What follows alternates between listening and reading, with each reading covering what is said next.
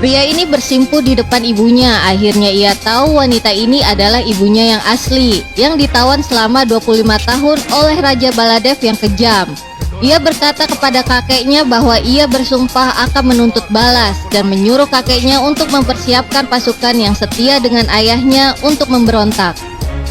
Lalu ia berteriak kepada mereka bahwa sang cucu dari Ibu Ratu Sivagami dan anak dari Amendra Bahubali telah kembali dan akan membebaskan rakyat. Dia adalah Mahendra Bahubali. Kemudian rakyat berkumpul dan memberikan restu kepada pria itu. Sang Raja Baladev melihat teropong. Ia tersenyum, sang tawanan kembali. Tiba-tiba butir keringat mengalir di pelipis, lalu ia pun menjauhi teropong. Ayah sang raja bertanya kepada Baladev, tapi Baladev diam tak menjawab. Lalu ia melihat teropong dan melihat Bahubali. Ia pun tersentak kaget dan mundur. Ia pikir Bahubali hidup kembali dan di belakangnya sudah ada rakyat yang ikut. Kemudian sang raja memerintahkan pasukannya menyerang.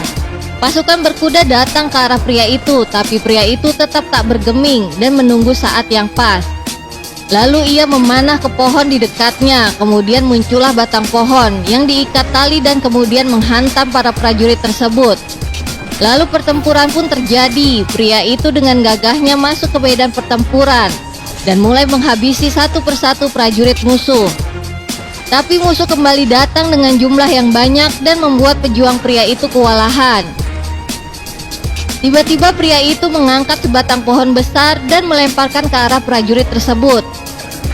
Tidak lama kemudian terdengar suara kereta. Raja Baladev keluar dari istana dengan kereta perang. Kereta itu mulai membunuh para prajurit dari pria itu, dan kereta tersebut bisa mengeluarkan anak panah yang banyak. Lalu sang raja melompat dan berjalan ke arah ibu pria itu sambil membawa tambang. Kemudian dia menculik ibu pria itu dan membawanya ke dalam kereta. Kemudian bergegas kembali ke istana. Sang pria yang melihat ibunya di bawah sang raja kemudian memanah sang raja.